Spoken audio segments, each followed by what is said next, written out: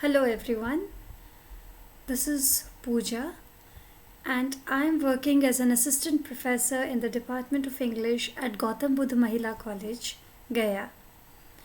Today I am going to present a brief insight into John Donne's poem Death Be Not Proud. This is basically a micro-teaching assignment which is to be presented at UGC HRDC Dr. Babasaheb Ambedkar Marathwada University, Aurangabad for the online refresher course in comparative literature from 1st of March till 15th of March 2021. Before I move into the details of the poem and make you understand the theme of the poem, let me talk about what are the key features which we should know before moving into the details of it. So one such thing which is a must for us to start with is the term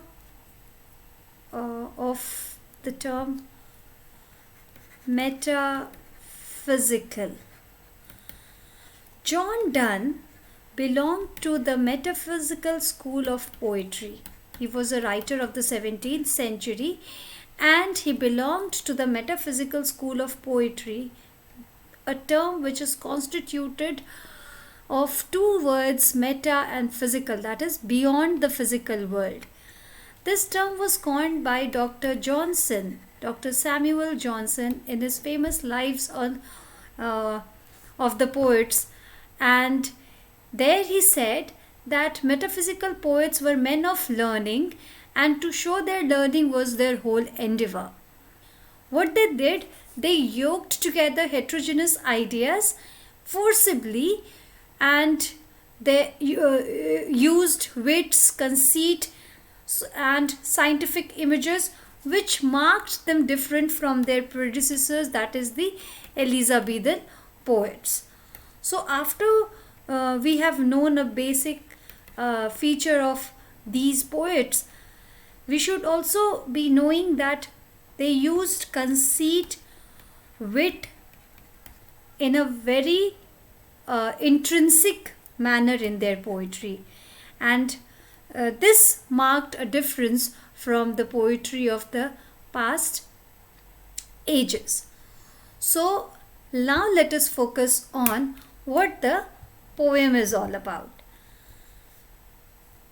Death be not proud, thou some have called thee mighty and dreadful, for thou art not so, for those whom thou thinkest thou dost overflow.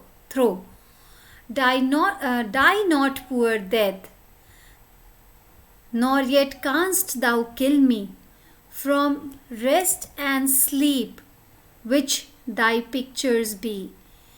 Much pleasure then from thee, much more must flow, and soonest our best men with thee do go. And soonest our best men with thee do go, rest of their bones and souls delivery. Thou art slave to fate, chance, kings and desperate men, and dost with poison, war and sickness dwell. And poppy or charms can make us sleep as well, and better than thy stroke. Why swellest thou then? One short sleep and we wake eternally, and death shall be no more, death thou shalt die.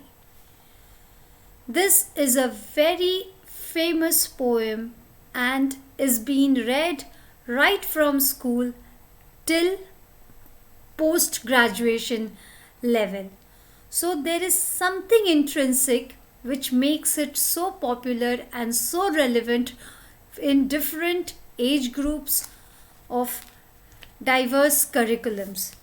Let us focus on the summary and then we will move into the critical appreciation of it. In the starting line of the poem itself, John Donne personifies death and addresses it with these strong words. He says that death should not be proud of itself. Death is addressed as a person who is mighty, who is very powerful, who is mighty, and he thinks that it is the powerful entity of the world.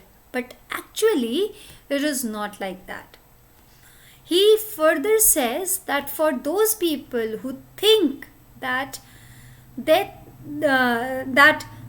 can overthrow anything, actually, death cannot kill something permanently. The poet says that it cannot kill the poet also. It cannot kill the poet because this entity of death is just another picture of sleep and rest. Sleep, it's like a momentary activity. We indulge in sleep, and after few hours or few minutes we wake up. That nap, that sleep is like a rest to the body, to the mind. Similarly, this death, although might has taken some of the best people, but actually it has revived their soul into salvation. It has relaxed their bodies and given the soul a transcendental movement into meeting with God.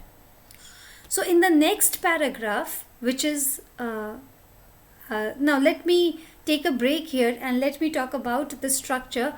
The first half till now, which I have dealt with, is the octave. It is a sonnet structure. It is the octave, and now in that last 6 lines, it is the sestate of the poem, where he talks about a different concluding idea.